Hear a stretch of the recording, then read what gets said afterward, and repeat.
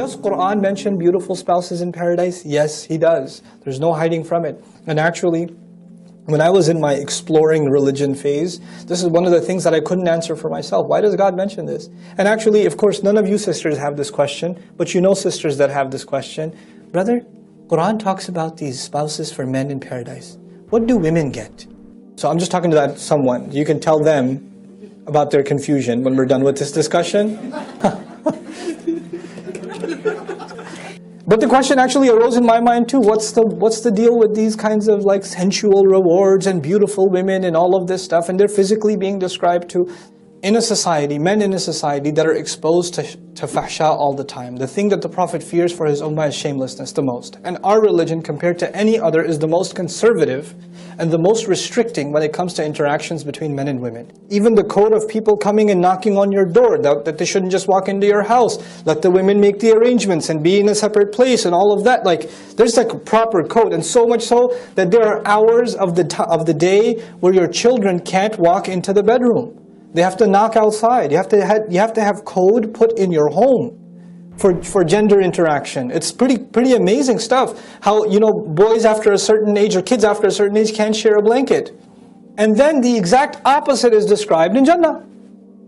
Right? This is a young man, he's got no restrictions, he's got beautiful spouses and this and that, and they're this beautiful and that beautiful, and their attributes are being described. It's only a matter of Allah's brilliant justice that in Jannah, the drinks that we were forbidden, He offers. The joys we denied ourselves, Allah offers and says, look how you held yourself back, here you go, enjoy. Go ahead. I've opened that door for you. So it's actually the reversal of the same restrictions Allah has put on us in this dunya. That's why haya is so important here. You want to party in Jannah, you better watch your haya here.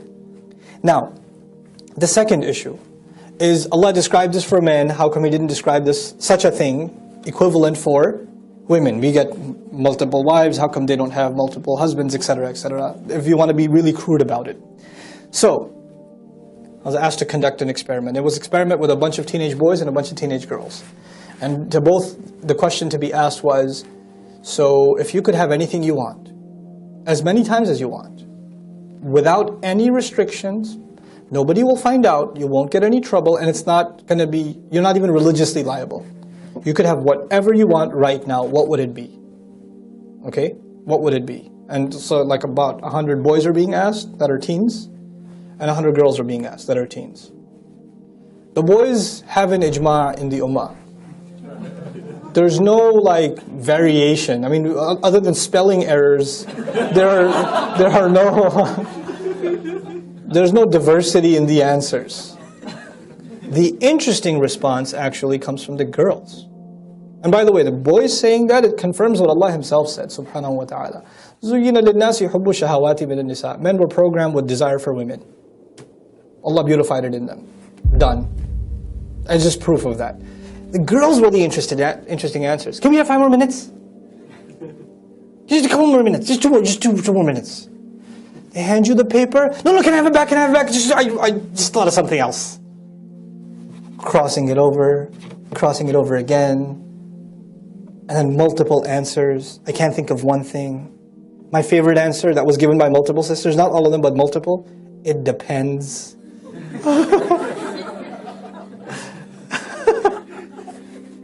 It's too good.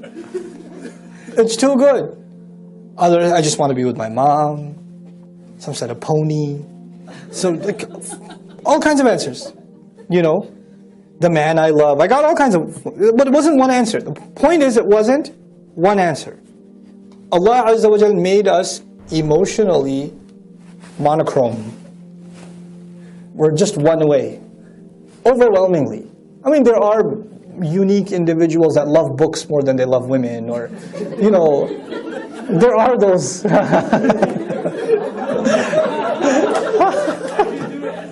How do you do it? How do you do it? Okay. But overwhelmingly, He made us one way.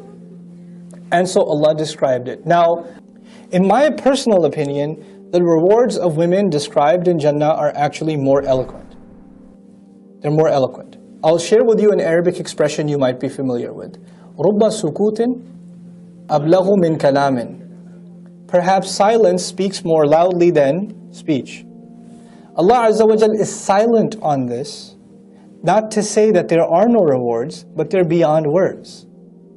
And this happens in the Quran, as a matter of fact. There are rewards for different kinds of deeds, but sometimes there are deeds that are so magnificent to Allah that they can't even be put in words. So what does Allah say about those kinds of deeds? فَأَجْرُهُ عَلَى اللَّهِ. Then the compensation of such a deed is on Allah. Allah will take care of it. That's the reward, by the way, incidentally, that indescribable reward is for someone who forgives somebody. Even if they have had the power to take revenge and they still forgave, then that person gets a reward that can't even be described. Allah just says, I'll take care of him. Ajruhu, it's on Allah. Allah will take care of him. Subhanallah. Now, for women's rewards not to be described is not to take away, but to actually elaborate, further leave to the imagination. And incidentally, no Muslim believer, man or woman, should feel like they're going to be shortchanged. Get to Jannah, you won't be disappointed. What am I going to get though? I don't know if I'll like it. You'll like it. What's the proof you'll like it? Surah Fussilat. Surah number 41. Allah Azza wa Jalla says to all of humanity, وَلَكُمْ فِيهَا مَا تَشْتَهِي أَنفُسُكُمْ. You will have whatever you desire. That's open to men and women. Whatever you want will be there. And then some. And then some. وَلَكُمْ فِيهَا مَا تَدَّعُونَ. And whatever you might come across later might pop in your head. You place an order for something later on. Oh wait, but I wanted that too. Fine, you can have that too. You can't just, it's not like you already placed the order, it's non-refundable.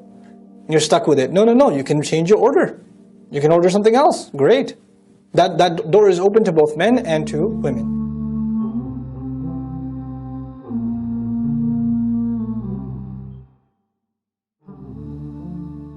Are you tired of all these annoying ads on YouTube? Are you worried that a haram video might pop up? Well, the One Islam TV app is here to solve these problems, inshallah. The One Islam TV app is 100% free of any ads and is safe to browse for your peace of mind. Watch or listen to lectures and lessons while you work, rest, or drive with your device switched off. Watch videos on demand or download videos and watch offline. Watch hundreds of high-quality produced Islamic reminders, Quran learning videos, stories of the prophets, and so much more. 2 to 4 new videos uploaded daily, inshallah. One Islam TV is 100% run and owned by Muslims, which means a small amount you pay for your subscription is a SADAQAH JARIYAH, continuous charity for you, as we use the funds raised to continue producing more beneficial videos and reminders, inshallah. The One Islam TV app is now available on Apple devices, Apple TV, Android devices, Android TV, Amazon Fire TV, and Roku, so you can watch on most devices and smart TVs. Download now for a free 7-day trial. May Allah reward you for supporting our work.